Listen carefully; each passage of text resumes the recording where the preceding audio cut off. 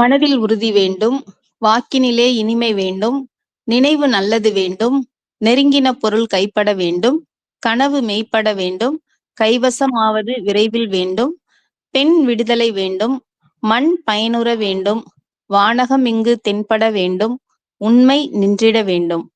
மகாகவி பாரதியாரின் வரிகளை கொண்டு நம் தாய் தமிழை வணங்கி விழுதுகள் அறிவே ஆற்றல் 271வது புத்தக கருத்து பகிர்வில் இணைந்துள்ள அத்தனை நல் உள்ளங்களுக்கும் இனிய மாலை வணக்கம். இன்று நான் தங்களிடையே பகிர இருக்கின்ற புத்தகம் ஜாக் லண்டனின் கானகத்தின் குரல் என்கிற மொழிபெயர்ப்பு நூல். ஜாக் லண்டன் என்று அழைக்கப்படுகிற ஜான் கிரிபித் லண்டன் ஜனவரி 12, 1876 பிறந்த அமெரிக்க நாவலாசிரியர் மற்றும் பத்திரிகையாளர். தனது வாழ்க்கையை சிப்பி கடல் கொள்ளையராக மாலுமியாக தொடங்கியவர் ஒரு நாடோடியாகவும் சுற்றி திரிந்த அனுபவங்களை தான் தன் எழுத்துக்களில் பிரதிபலிக்கிறார். ஜாக் லண்டனின் முதல் நூல் த சன் ஆஃப் த உல்ஃப் 1900 வெளிவந்த சிறுகதை தொகுப்பு. இது அவரோட 24 வயசுல வெளியிட்டிருக்கிறாரு.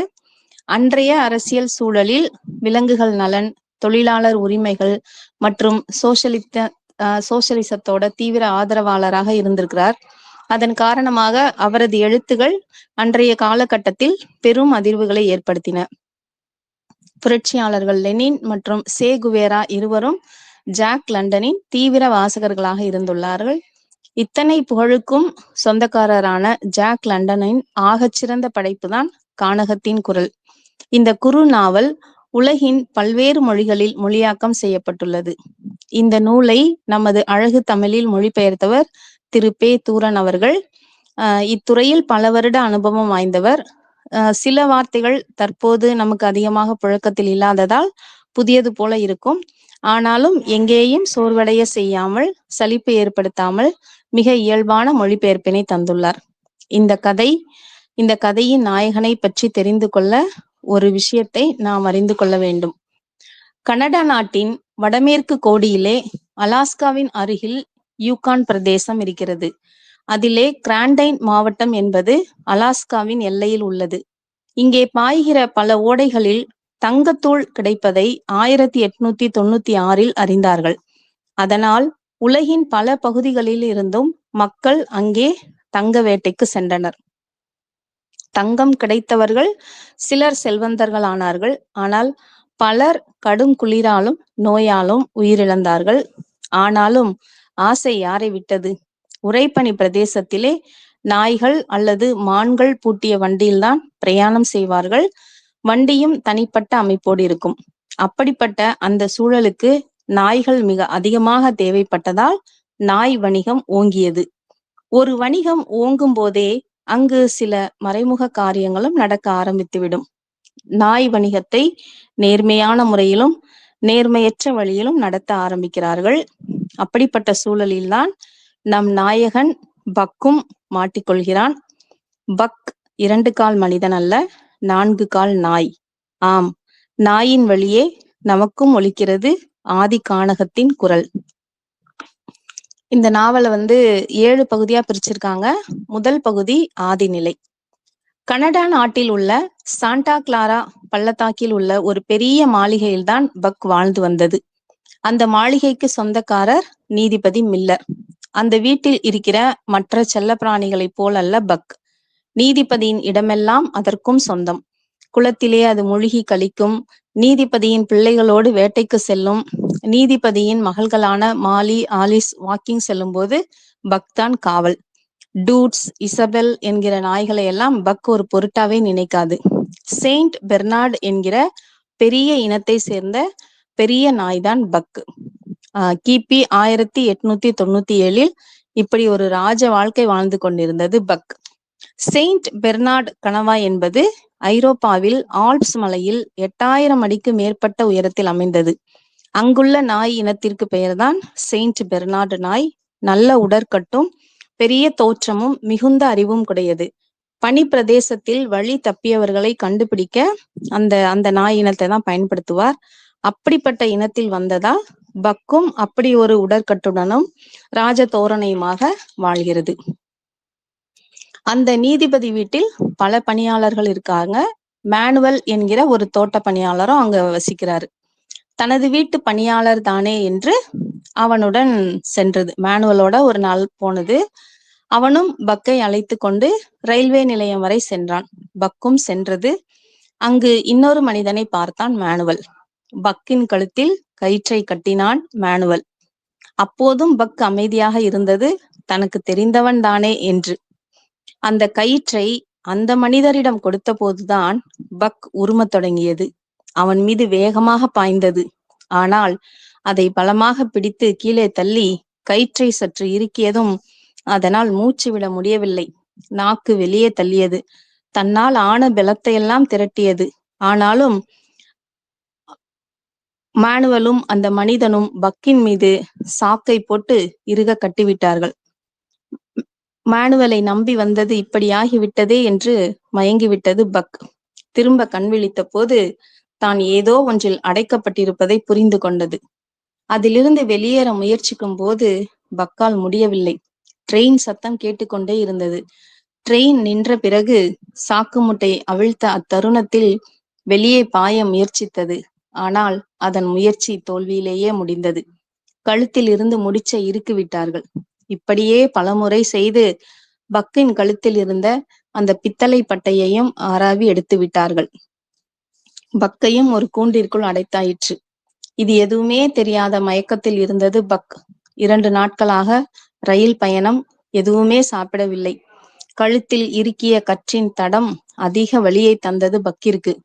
ரயிலில் இருந்து இறக்கப்பட்ட பக்கை அங்கே இருந்த மேலும் 4 பேர் சேர்ந்து தூக்கி கொண்டு வேறு இடத்திற்கு போனார்கள். அங்கு கூண்டில் இருந்து வெளியேற்றப்பட்டவுடன் 2 நாட்களாக இருந்த பசி, தூக்கம், கோபம், ஏமாற்றம் அனைத்தையும் ஒரு சேர வெளிப்படுத்துவதாய் தன் பலத்தை எல்லாம் திரட்டி ரோமம் சிலிர்க்க பக் பாய்ந்தது அங்கிருந்த ஒருவன் மீது.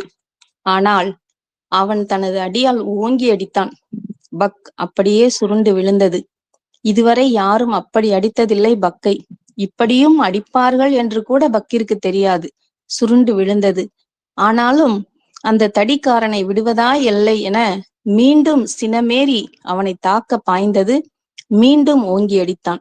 2-3 முறை பக்கு கீழே விழுந்து மீண்டும் பாய்ந்த போது இதுவரை அளித்த அடிகளை விட இன்னும் பலமாக பக்கின் முதுகெலும்பு பார்த்து ஓங்கி அடித்தான் அவன். பக் அப்படியே நிலத்தில் சாய்ந்தது. அதன் நினைவு முற்றிலும் இழந்தது. எத்தனை மணி நேரம் கடந்திருக்கும் என்று பக்கிற்கு தெரியாத போது சற்றே முழிப்பு வந்தது. டேய், உன் பெயர் பக் தானே? இனி நான் உன்னை அடிக்க மாட்டேன். நடந்ததை மறந்துவிடு. நான் சொல்கிறபடி நீ நடந்தால் அடி விழாது என்று இதமாக பேசினான் அவன். பேசிக்கொண்டே ஒரு கிண்ணத்தில் தண்ணீர் வைத்தான். இறைச்சி துண்டுகளையும் போட்டான். அவ்வளோதான். பக் அவன் காலடியிலேயே படுத்துக்கொண்டு தண்ணீரை குடித்துவிட்டு இறைச்சி துண்டுகளையும் சாப்பிட ஆரம்பித்தது. உடம்பில் தெம்பு வந்த பிறகு அவ்விடத்தை சுற்றி பார்த்தது.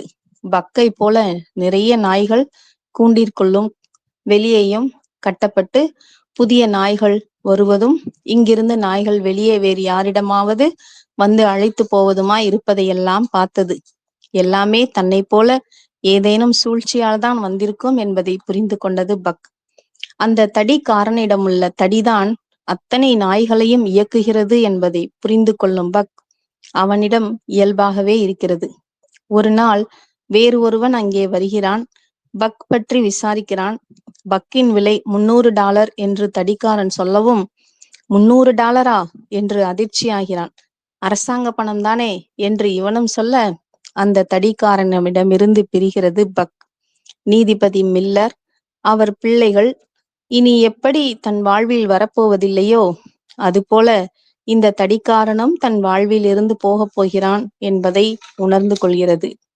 செயின்ட் பெர்னார்டு தீவில் பிறந்து சாண்டா கிளாராவில் உள்ள வசதியான வீட்டில் வாழ்ந்து ஏதோ ஒரு சூழலில் அங்கிருந்து இடம் மாறி சியாட்டில் நகரை வந்தடைந்து இதோ இன்று வேறு ஒரு புதிய இடத்திற்கு புதிய மனிதன் பெரோல்ட்டுடன் பயணமாகிறது பக்கின் வாழ்க்கை. தன் கூட வருகிற மற்ற நாய்களான கர்லி, டேவ், மேலும் சில நாய்கள். அனைத்து நாய்களும் ஒரு கப்பலில் ஏற்றப்பட்டன. அங்கே ஒரு மனிதன், பிரான்சுவா என்று பெயருள்ளவன், நாய்களும் ஒன்றுக்கொன்று பழகாமல் முறைத்து கொண்டும் விரைப்பாகவும் இருந்தன. பக்கிற்கு கொடுக்கப்பட்ட உணவை திருடிக்கூட சாப்பிட நினைத்தது டேவ் என்கிற நாய். பிரான்சுவாவின் சாட்டை ஒலி கேட்டவுடன் அமைதியாகிவிட்டன. டேவ் எடுத்த பக்கின் பங்கு திரும்ப பக்கிற்கே வழங்கப்பட்டது. அதை கண்ட பக்கின் கண்களுக்கு பிரான்சுவா நியாயவானாக தெரிந்தான். அதன் பின்பு அவனிடம் நெருங்கி பழக ஆரம்பித்தது. குயின் சார்லட் சவுண்ட் என்கிற இடத்தை அடைந்தது. குளிர் அதிகமாக இருப்பதை பக் உணர்ந்தது. கப்பல் நின்றது. நாய்களை திறந்து விட்டார்கள். பக் வேக வேகமாக வெளியே வந்து தரையில் கால் வைத்தது. கால் வைத்தவுடன் கால் உள்ளே புதைந்தது. உஸ் என்று சீறி ஓடியது. பின்பு நிதானித்து அந்த வெள்ளை வெளேர் என்றிருந்த பொருளை ஆச்சரியமாக பார்த்தது. கையில் எடுத்தது. கையில் தண்ணீராக ஓடியது. மறுபடியும் கையில் எடுத்தது. வாயில் வைத்தது. வாயில் தண்ணீராக ஒழுகியது. பக் செய்வதையெல்லாம் மற்ற நாய்கள் பார்க்கிறார்கள் என்று பக்கிற்கு தெரிந்தவுடன் நாணியது. ஏனெனில் உறை பனிக்கட்டியை முதலாக அன்றுதான் பார்த்தது பக்.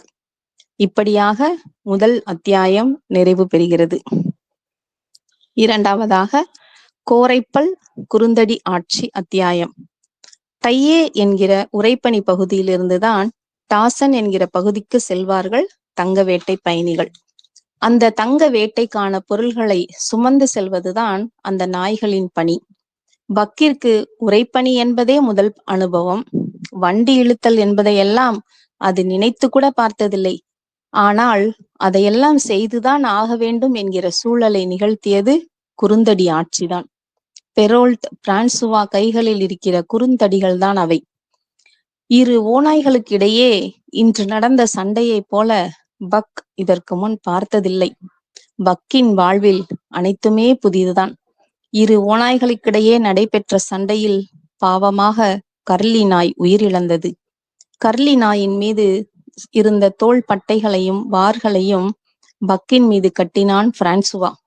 கர்லி இறந்த அதிர்ச்சியிலிருந்து பக் மீள்வதற்குள் அடுத்த அதிர்ச்சியாக தன் மீது கட்டப்பட்ட வார்பட்டைகளை நினைத்தது.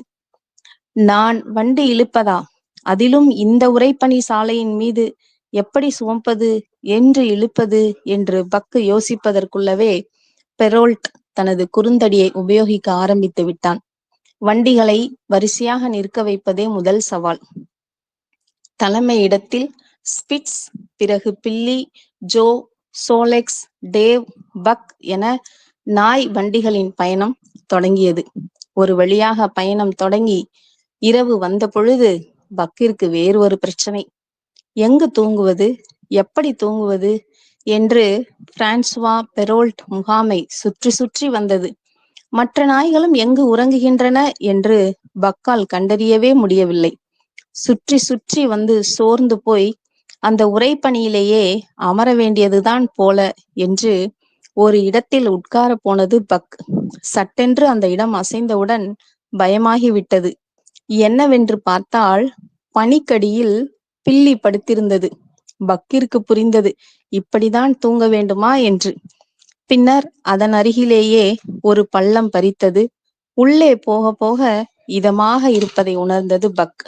ஆனாலும் பக்கவாட்டில் இருந்த பனிச்சுவர்கள் அதை அழுத்திக் கொண்டேதான் இருந்தது. அசதியில் கண் அயர்ந்தது பக். மறுநாள் காலையில் ஏற்பட்ட நிறைய சத்தத்தில்தான் பக் விழித்தது. பக்கை பார்த்தவுடன் பிரான்சுவாவும் பெரோல்ட்டும் இந்த பக் விரைவில் அனைத்தையும் கற்றுக்கொள்ளும் என்று கூறினார்கள். பக் சாப்பிடுகிற பழக்கம் மட்டும் மாறாமல் இருந்தது. மில்லர் வீட்டில் சாப்பிடுவது போல நாசுக்காக சாப்பிட நினைத்தது.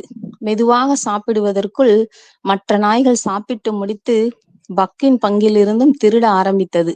இதெல்லாம் பக்கிற்கு திகைப்பையே தந்தது.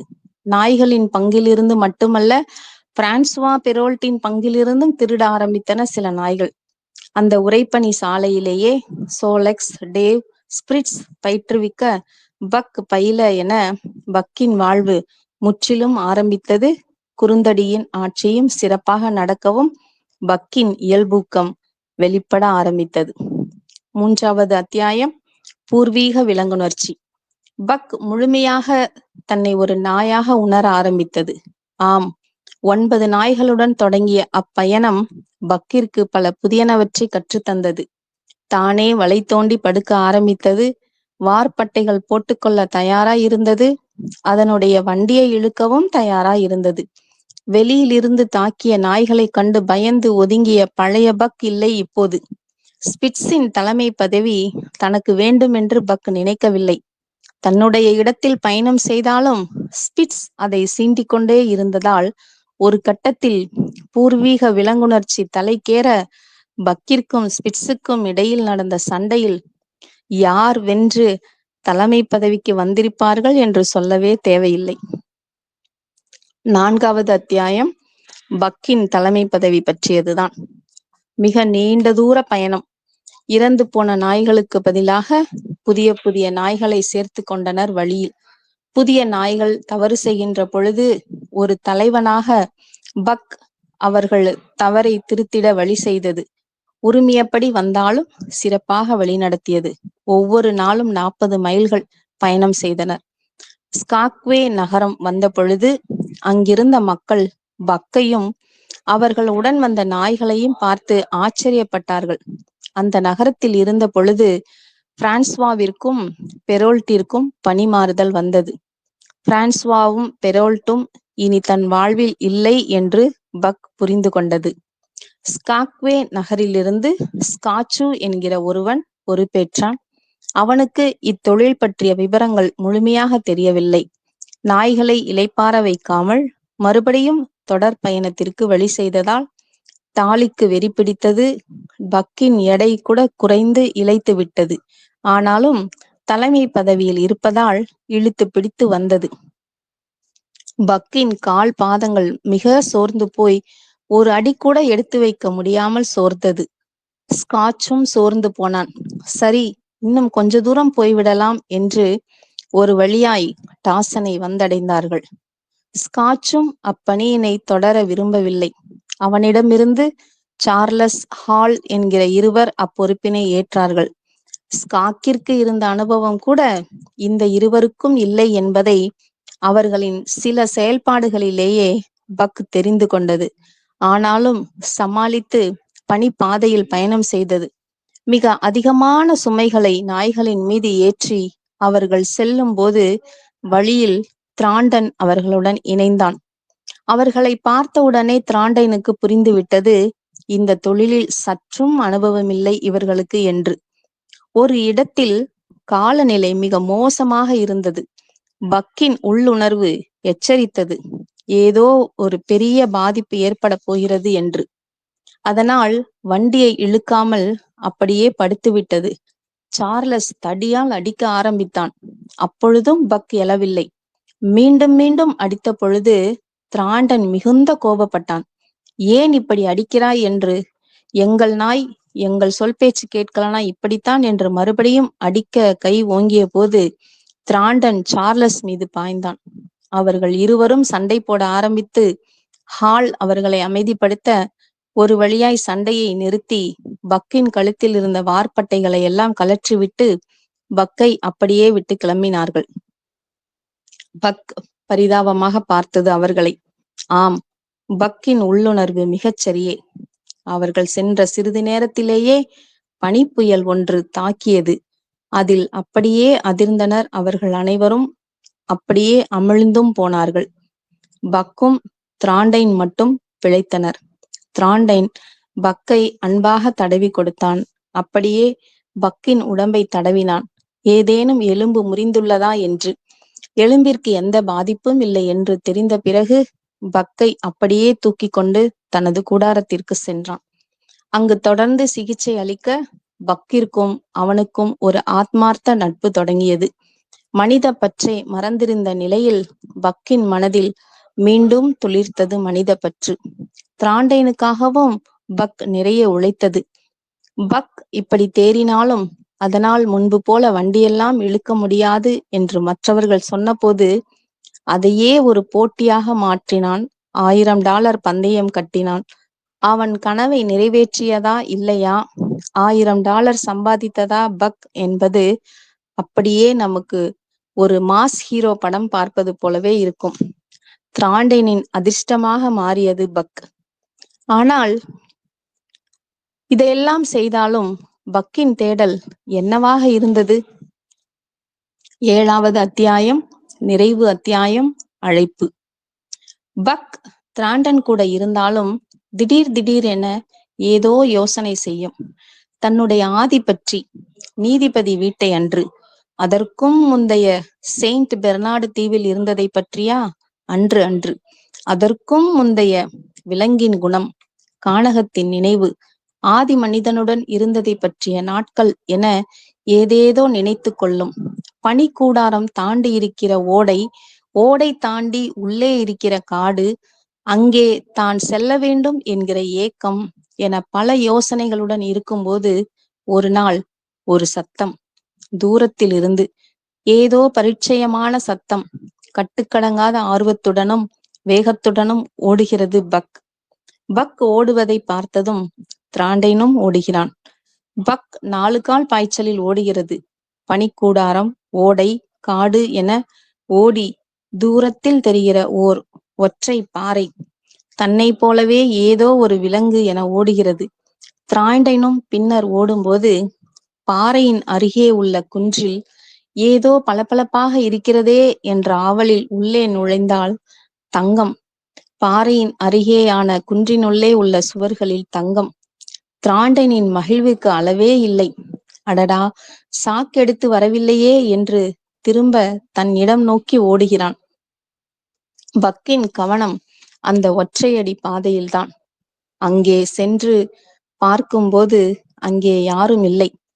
பக் ஏமாற்றம் அடைகிறது. ஆனால் இன்னும் அதன் காதுகளில் அந்த சத்தம் கேட்கிறது.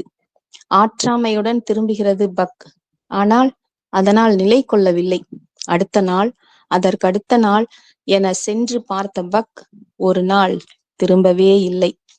தங்கம் தேடுகிற மனிதர்களின் காதுகளில் மட்டும் ஒலிக்கிறது ஒரு ஓநாயின் ஊளைச் சத்தம்.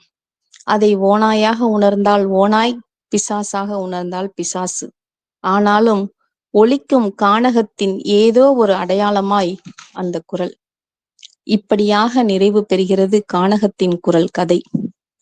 இவ்வளோ நேரம் படிச்சுட்டு வரும்போது ஏதோ ஒரு நாயின் கதை, அதுவும் கடத்தப்பட்ட நாயின் கதை என்றே படித்திருப்போம்.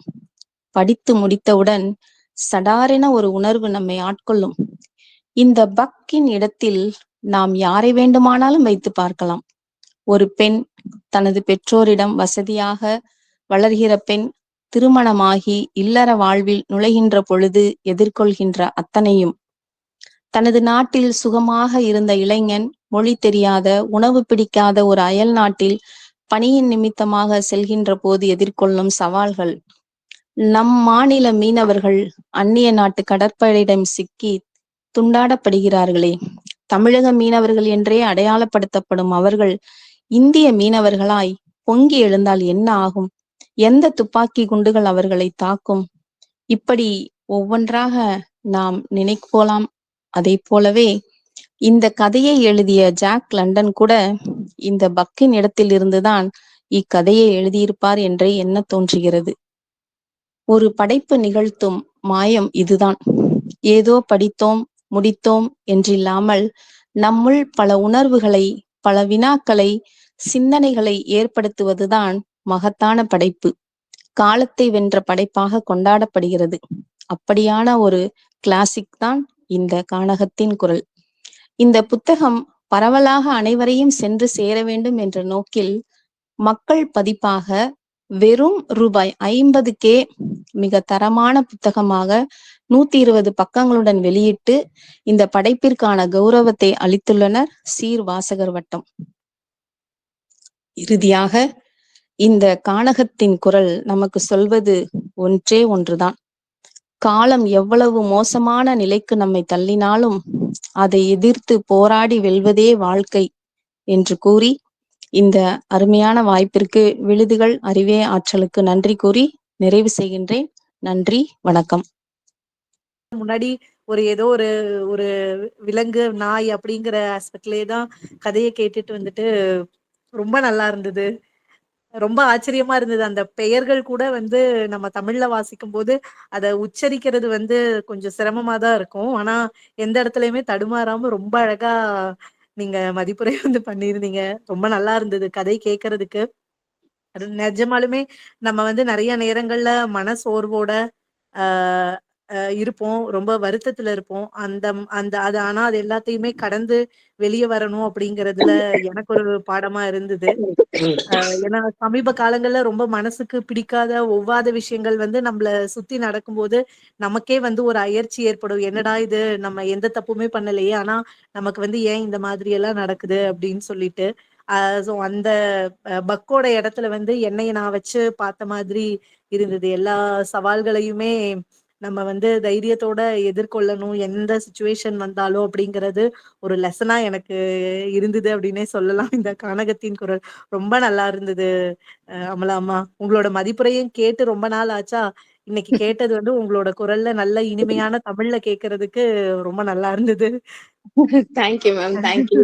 உண்மைதான். ரொம்ப நல்ல கதை மேம். நம்ம இன்னும் நெறைய விவரிப்புகள்லாம் இருக்குது. அந்த ஒவ்வொரு பிரதேசங்கள் பற்றிலாம். நான் அதெல்லாம் சொல்லல. நம்ம மெயினா நம்ம வந்து என்ன அந்த கதையோட முக்கியமான சாராம்சம் என்ன அப்படிங்கிறது நமக்கு கண்டிப்பா சேரணும் இல்லையா? அதனால அத மட்டும் நான் எடுத்துக்கிட்டேன் நானு. கண்டிப்பா நீங்க வாங்கி படிங்க மேம். ரொம்ப நல்ல புத்தகம். அவசியம் ஒரு நல்ல மொழிபெயர்ப்பும் நல்லா இருந்தது. நமக்கு வந்து ஒரு ஆங்கில நாவல் படிக்கிறோம் அப்படிங்கிற உணர்வே இல்லாம ஒரு தமிழ் புக் படிக்கிற மாதிரியே இருந்தது.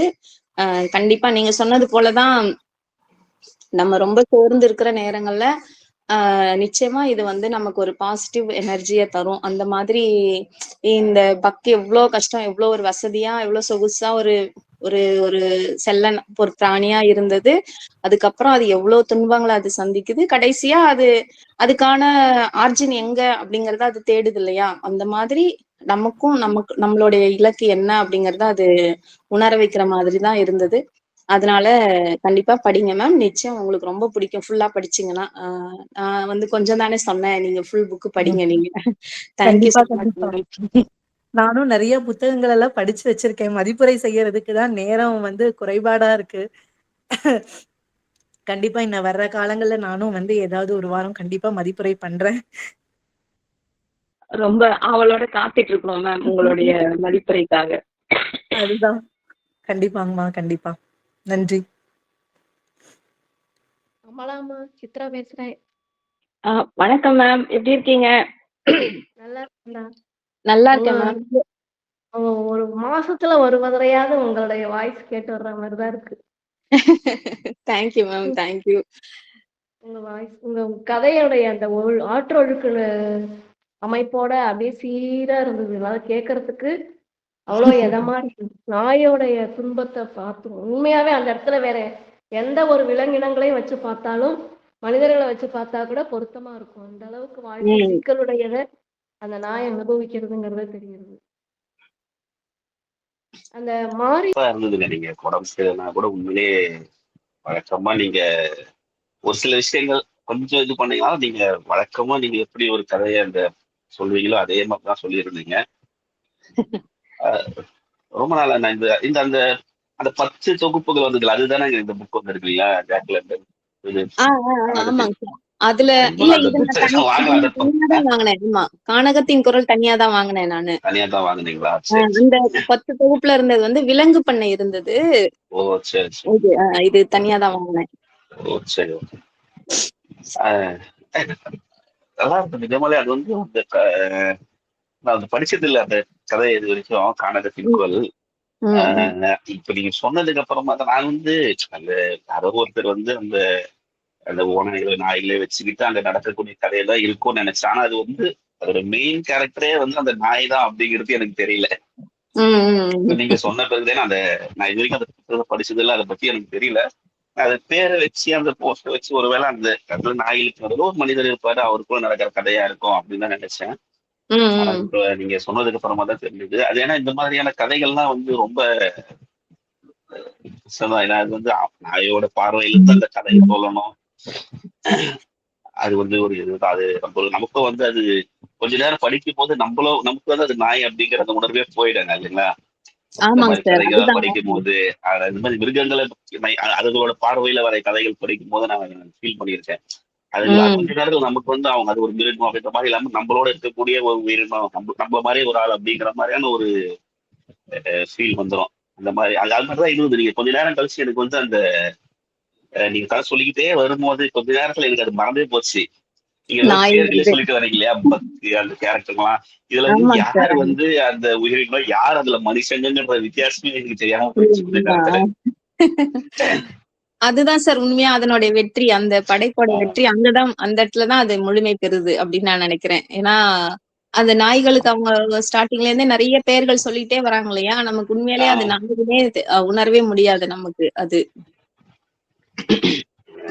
சோப்பா இருந்ததுங்க. எனக்கு ஒரு சின்ன இது உங்ககிட்ட சொல்லணும்னு இதை இந்த கதையை நீங்க சொன்னதுக்கு அப்புறமா எனக்கு ஒரு இது தோணுச்சுங்க. சொல்லுங்க சார். என்னன்னா நீங்க நெக்ஸ்ட் அடுத்த டைம் நீங்க முயற்சி பண்ணி பாருங்க. இந்த மாதிரி மொழிபெயர்ப்பு ஆங்கில மொழிபெயர்ப்பு நீங்க சொல்லும் போது நீங்க ஆங்கில ஆசிரியர் அப்படிங்கிறதுனால வந்து அது ஒரு ஆங்கில மூலத்தை படிச்சுட்டு ரெண்டுத்தையும் கம்பேர் பண்ணி எப்பயாவது ஒரு தடவை பேசுங்க. அது இன்னும் நல்லா இருக்கும் அப்படின்னு எனக்கு ஒரு, ஏன்னா சில சமயங்கள்ல இது வந்து பழைய 100 வருஷத்துக்கு முன்னாடி வந்திருக்குது இந்த கதை. எழுதியிருக்காரு 1900 என்னமோ எழுதியிருக்காரு அவரு. அப்போ அதாவது வந்து பாத்தீங்கன்னா எனக்கு என்ன தோணுதுன்னா இப்போ வந்து அது அந்த டைம்ல அதுக்கப்புறம் அதே சமயங்கள் நம்ம இங்க தமிழ்ல மொழிபெயர்க்கும் போது சிலதெல்லாம் வந்து கொஞ்சம் மிஸ் பண்ணிருக்கிறாங்க பழைய மொழிபெயர்ப்புகள்ல. நிறைய நம்ம இருந்துட்டு படிச்சுட்டு சில பேரு இது எழுதியிருப்பாங்க. அது படிக்கும் போது பாத்தீங்கன்னா நிறைய விஷயங்களையும் அவங்க விட்டுட்டு இருக்கிறாங்க நடுவுல. கண்டிப்பா கண்டிப்பா. இப்ப பண்றவங்க, இப்ப சமீப காலங்கள மொழிபெயர்க்கிறவங்க வந்து ரொம்ப அப்படியே கிளீனா மொழிபெயர்த்துறாங்க. அந்த பழைய காலத்துல ஒரு 1900 அந்த 90s 50s 60sல வந்து மொழிபெயர்த்துட்டு இருக்கிறாங்க. இதெல்லாம் அதோட இதுதான் இப்ப நமக்கு வெளியிடுறாங்க. அந்த மாதிரி அது சொன்னீங்க, அதுல இருக்கிறதுனால நீங்க அதை தெரிஞ்சே படிச்சு கம்பேர் பண்ணி அந்த மாதிரி பேசுறீங்கன்னா கொஞ்சம் நல்லா இருக்கும்னு தோணுச்சு. கண்டிப்பா சார். கண்டிப்பா இது ஒரு நல்ல விஷயம் தான் சார். நிச்சயமா நான் செய்யறேங்க sir. Okay madam. Take care. Thank you sir.